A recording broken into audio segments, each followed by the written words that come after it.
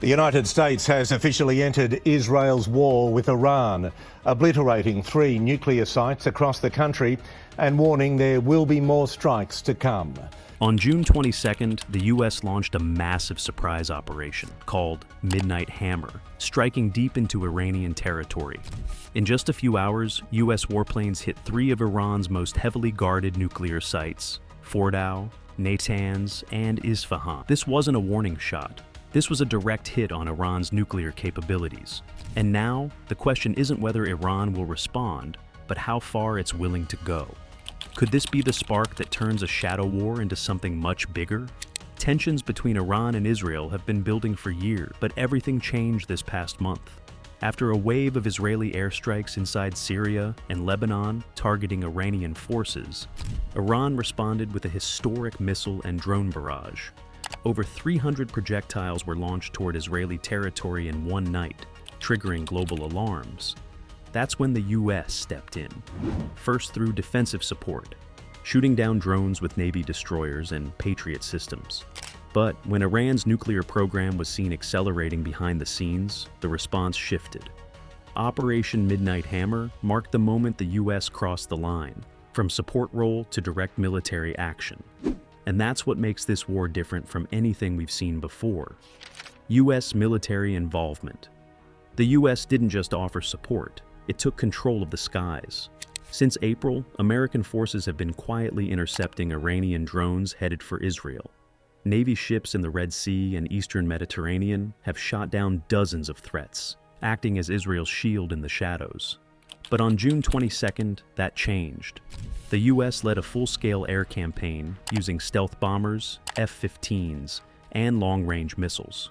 Targets included Fordow, a facility buried deep in a mountain, and Isfahan, home to advanced centrifuge operations. Military officials confirmed the use of bunker-busting bombs, specifically designed to crack hardened nuclear bunkers. The operation lasted only hours, but the damage was precise and devastating. According to U.S. defense sources, the strike set back Iran's nuclear program by at least several years. This wasn't about messaging, it was a direct attempt to cripple Iran's ability to produce weapons-grade uranium, and the whole world watched, knowing this move could invite serious blowback. Before the bombs fell, Washington tried pressure through other means. In February 2025, the U.S. reimposed harsh oil sanctions on Iran, part of a revived maximum pressure campaign. Within weeks, Iran's currency plunged and oil exports dropped sharply. It was clear the strategy was squeezing Tehran financially, but it wasn't slowing their nuclear work. At the same time, quiet diplomatic talks were happening behind closed doors. Between April and June, American and Iranian officials met in Muscat and Rome, hoping to reach a deal. The goal? Freeze Iran's uranium enrichment in exchange for easing sanctions. But the talks broke down. Iranian negotiators walked out just days before the strikes. According to senior officials, the White House saw no more room for delay. With diplomacy stalled and nuclear activity rising, the U.S. made its move. And from that moment, the war shifted from words and warnings to missiles and fallout. This entire escalation is happening under the leadership of President Donald Trump, now in his second term. It was Trump who revived the maximum pressure campaign earlier this year, reimposing strict oil and financial sanctions on Iran in February 2025. He also authorized Operation Midnight Hammer, the largest U.S. strike against Iran's nuclear infrastructure to date. While Trump insists the strikes were measured and decisive, critics argue that his aggressive stance leaves little room for diplomacy and raises the risk of full-scale war. The airstrikes may have hit Iran's nuclear facilities, but the impact didn't stop there. Back in Washington, the political aftershocks are growing louder by the day. Some see this as a bold and necessary move. David Harris, a senior fellow and columnist at New York Post, called the operation a rare opportunity for the U.S. to finally push back on what he describes as decades of unchecked Iranian aggression. He believes that the strike sends a message, not just to Iran, but to the rest of the world, that the U.S. won't sit back while a hostile regime moves closer to nuclear weapons. Policy experts at respected institutions like the Rand Corporation and Stanford University are sounding the alarm. Their main argument? Even if the strikes delay Iran's ability to enrich uranium, they don't change the long-term reality. Iran still has deep political and military influence across the Middle East through proxy groups like Hezbollah, the Houthis, and militias in Iraq and Syria. The nuclear program is just one piece of a much larger picture. Then there's the concern over how deeply involved the U.S. already is. Critics like Phyllis Bennis, a scholar at the Institute for Policy Studies, warn that the line between support and war is already blurred. She points to the $3.8 billion in annual U.S. military aid to Israel, along with over 40,000 American troops stationed across the region, from Jordan to Kuwait to the Gulf. Some lawmakers back the decision, saying the strikes were necessary to stop Iran before it could develop a bomb. Others, especially within the Senate Foreign Relations Committee, are demanding answers. They're asking whether the president bypassed formal war powers procedures, and more importantly, right now, there's no clear consensus, just growing pressure on both sides. Some see a calculated strike that could force Iran to back down.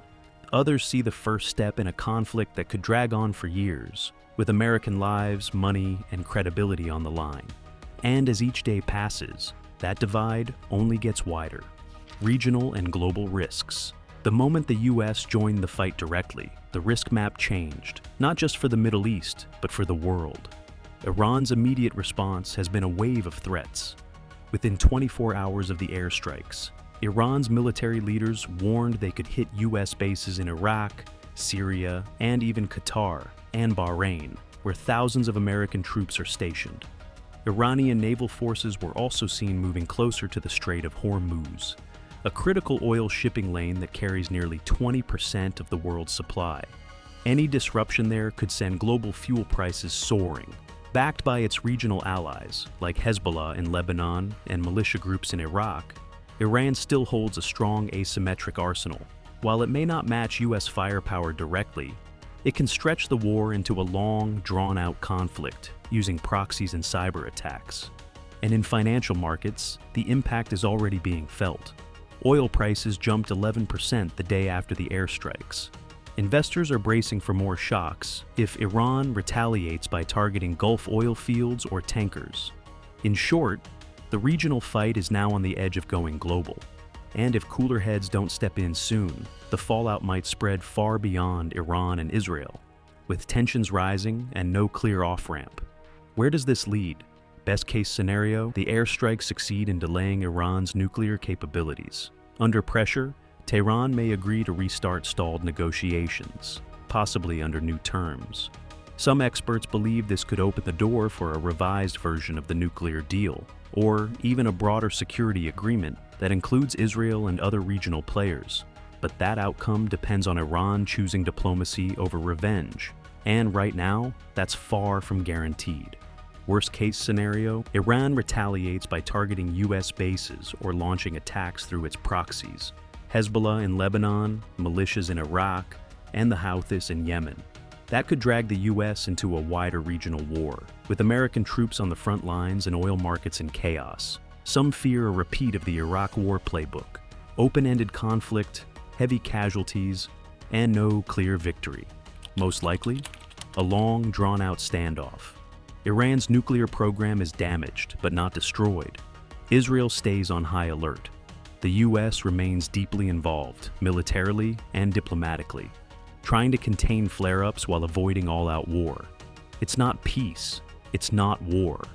It's something in between. A dangerous balancing act where one miscalculation could change everything. Final verdict and viewer call to action. So, where does all this leave us? The U.S. isn't just watching from the sidelines anymore.